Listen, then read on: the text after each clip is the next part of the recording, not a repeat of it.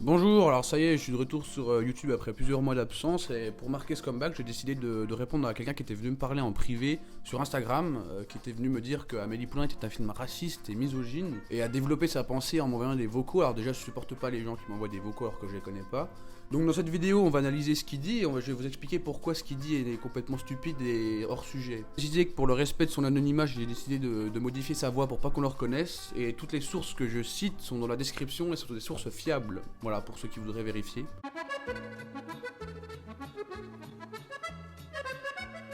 En gros, on fait un rapprochement direct avec son film Un fabuleux destin d'Amélie Poulain, parce que dans son seul film, dans son film-là, en gros, il fait une vision utopiste de Paris, un Paris magnifique, un Paris idéal, sauf que il enlève. Il entre plus dans une réalité, certes, il entre dans la réalité d'Amélie Poulain, mais il entre dans une réalité raciste et irréel. C'est pas ça le vrai Paris. Alors bon, déjà, je sais très bien où t'as construit tes idées, parce que après la sortie du film, il y a une petite polémique autour de ça. En fait, Serge Chagansky, rédacteur en chef chez Inrecuptible, une revue française sur le cinéma, a écrit un article disant qu'Amélie Poulain était un film populiste, allant jusqu'à dire que c'était un film de propagande qui soutient les thèses de Jean-Marie Le Pen. Je cite: Jean-Marie Le Pen cherchait un clip pour illustrer ses discours, promouvoir sa vision du peuple et son idée de la France. Il me semble qu'Amélie Poulain serait le candidat idéal. Sauf qu'en 2017, pas de chance, il est revenu sur son article et a retourné sa veste en disant, je cite, « La référence à Le Pen était sans doute une grosse bourde. » Ensuite, tu viens me dire, oui, il n'entre plus dans la réalité, c'est un pari irréel, mais est-ce que tu connais au moins la vision du cinéaste? Parce que si c'était le cas, tu ne dirais pas ça, parce que Jeunet est toujours en décalage avec le monde réel. Son style est proche de la poésie et de la fable, d'ailleurs ses deux premiers films, Délicatessen et La Cité des Enfants Perdus, sont des univers complètement fictifs. Alors ne viens pas me dire que je m'informe pas assez sur Jeunet alors que tu connais même pas son style artistique.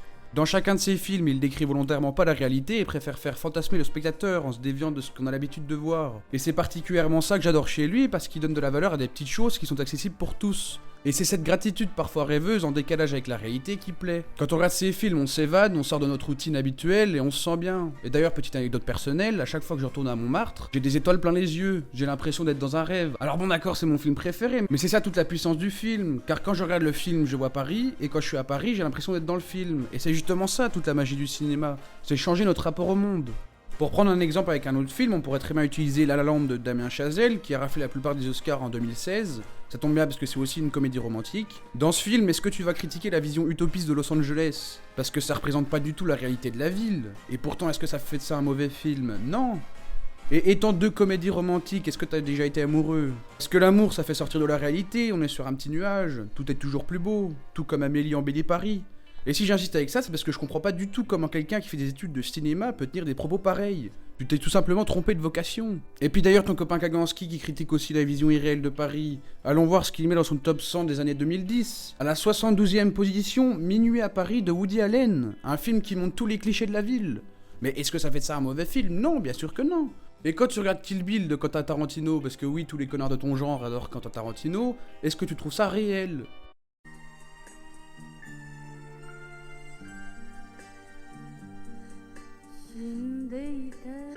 Et parce qu'il faut habiter Paris pour savoir ce que c'est Paris. Genre, au bout d'un moment, on peut pas. C'est pas ça le vrai Paris. Ça, c'est le Paris pour les gens qui sont jamais venus à Paris. Ah, mais en fait, ça y est, j'ai compris. T'avais toi aussi tous les clichés de la ville, avec des étoiles plein les yeux, et tu t'es retrouvé dans un 9 mètres carrés miteux à 550 €, et du coup, tu rages. En fait, ce que t'es en train de me dire, c'est que t'as eu le syndrome de Paris. Le syndrome de Paris, pour ceux qui connaissent pas, c'est un syndrome qu'on développe quand on est déçu de la ville. C'est un syndrome qui touche principalement les touristes asiatiques, qui finissent par faire une dépression plus ou moins grave, mais j'espère que ça va aller pour toi. Et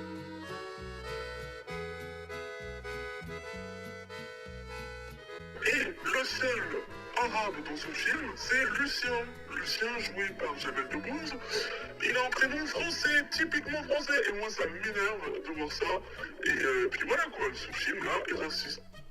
Bah qu'est-ce qu'il y a? Ça te choque qu'un rebeu ait un prénom français? Pour toi, un noir ne peut pas s'appeler Hubert, Jean-Paul ou Félix? Il doit forcément s'appeler Mohamed, Mamadou ou Aziz. Si tu veux mon avis, puis un raciste ici, c'est what?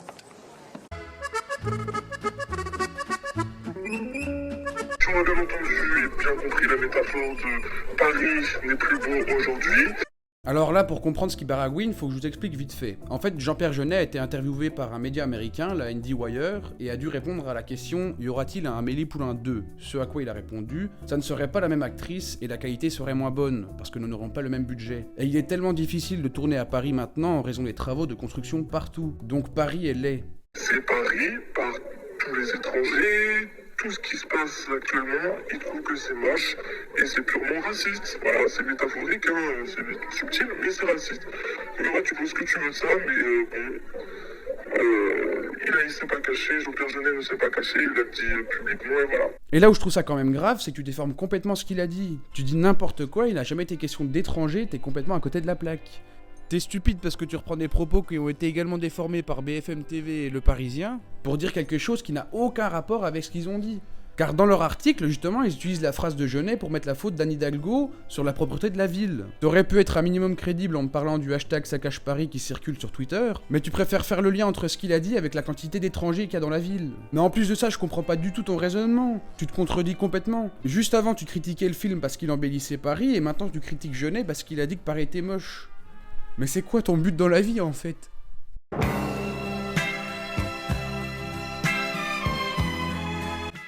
plus de ça, le personnage du poète maudit, est misogyne et n'hésite pas à agresser sexuellement les femmes dans la rue. Donc voilà, t'en penses ce que tu veux, mais voilà mon avis sur ça. Ce film est à chier, il a très mal vieilli, il ne faut plus le regarder. C'est Burke, c'est n'importe quoi. Alors là, tu dis encore une fois n'importe quoi, parce que déjà Hippolito n'est pas un poète maudit, mais un écrivain raté, et à aucun moment du film il parle des femmes, tout comme à aucun moment du film il agresse sexuellement une femme dans la rue. En vrai, je pense que t'étais sous acide quand t'as vu le film, parce que la seule fois où on voit Hippolito dans la rue, c'est ici. Alors si tu qualifies ça comme une agression sexuelle, arrête la drogue tout de suite. Hein. Le seul personnage qui peut être critiquable, c'est Joseph. Alors bon d'accord, Joseph il force un peu avec son ex, il surveille tout ce qu'elle fait. 16h05, manifestation publique de conspiration féminine. Mais encore une fois, jamais il n'est question d'agression sexuelle. La seule scène où on pourrait faire allusion à ton argument, c'est ici. Sauf que si t'avais vu le film, en aucun cas il est question d'agression sexuelle, le rapport est totalement consenti et il n'y a même pas besoin d'en douter quand on voit la réaction des autres personnages. Et de toute façon, à quand bien même Joseph serait misogyne, qu'est-ce que ça peut bien faire ? Parce que si on pense comme toi, ça voudrait dire que Dupont-la-Joie d'Yves Boisset est un mauvais film parce que le personnage interprété par Jean Carmet est raciste, et qu'American Story X est antisémite parce qu'Edward Norton joue un néo-nazi. À quoi ça sert de juger ou de critiquer la morale d'un personnage si c'est une fiction ? Ça reviendrait à dire aux scénaristes d'écrire essentiellement des personnages bons, et donc quel serait l'intérêt de regarder des films ? D'ailleurs, au passage, tu soutiens la thèse d'un misogyne parce que ton copain Kaganski, en 2005, il a signé une pétition qui défendait le cinéaste Jean-Claude Brissot, alors qu'il était accusé d'harcèlement sexuel sur 2 actrices. Et en plus de ça, il a même écrit un article en 2012 avec comme titre « Le féminisme est parfois l'avenir de la bêtise ». Alors bonjour les références. Et d'ailleurs, dans ce cas-là, Tarantino ne doit pas être féministe non plus. Elle rencontre ce mec qui est monté comme un rhinocéros. Et là, alors, la défonce. Ce con, il est comme Charles Bronson dans La Grande Évasion. Il lui creuse un tunnel. Alors elle prend son pied à tout va et elle sent des choses qu'elle n'avait jamais senties auparavant. La douleur, chou.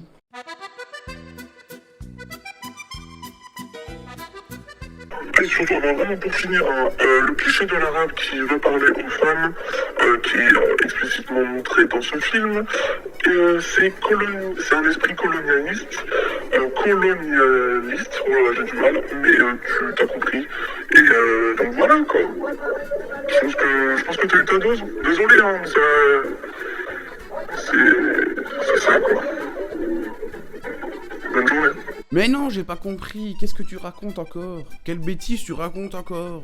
En vrai, je pense que t'étais sous acide même quand t'es venu me parler, hein. Déjà, tu dis que Lucien va parler explicitement à des femmes. Explicitement, ça veut dire que ça laisse pas de doute. Sauf qu'à aucun moment du film, c'est le cas. Déjà parce qu'il est de nature réservée et timide, et parce qu'il travaille dans une épicerie. Donc c'est les gens qui viennent lui parler en premier.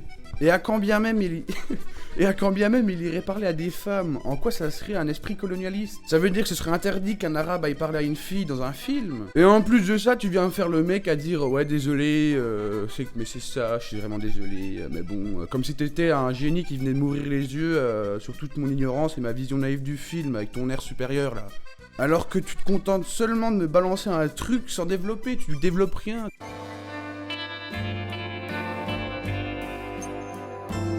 Alors pourquoi j'ai fait cette vidéo alors qu'il est venu me parler en privé? C'est vrai, après tout, j'aurais pu très bien lui répondre en privé. Mais je voulais vous montrer plusieurs choses. Déjà, c'est pas parce que quelqu'un fait une école de cinéma qu'il a plus de légitimité de parler d'un film que vous. Alors je dis pas que les écoles de cinéma sont une mauvaise chose, au contraire, mais je dis juste qu'il peut très bien avoir des tocards comme lui qui n'ont rien à faire là-dedans. Ensuite, parce qu'il décribilise les personnes qui soutiennent ces vraies causes, le racisme et le féminisme, qui eux, pour le coup, ont des vrais arguments et savent de quoi ils parlent. Et ça m'amène à dire aussi qu'il y a beaucoup trop de gens qui parlent sans connaître leur sujet. D'ailleurs, je sais même pas si tu sais ce que c'est que le colonialisme. Et pour finir, parce qu'il déforme complètement les propos du réalisateur pour aller dans son intérêt. Parce que je vous rappelle qu'il a fait dire à Jeunet qu'il trouvait qu'il y avait trop d'étrangers dans la ville, alors qu'il a seulement dit qu'il y avait trop de travaux. Et celui qui ne s'y connaît pas ou qui cherche pas trop à vérifier, il va trouver ça raciste, pensant que c'est une source fiable parce que celui qui l'a dit était dans une école de cinéma. Donc voilà, c'était la petite vidéo réponse. Mais voilà, bon, alors je voudrais remercier Flavien, sans qui cette vidéo n'aurait jamais existé, qui m'a dit vas-y, il faut un moment, il faut s'exprimer, il faut...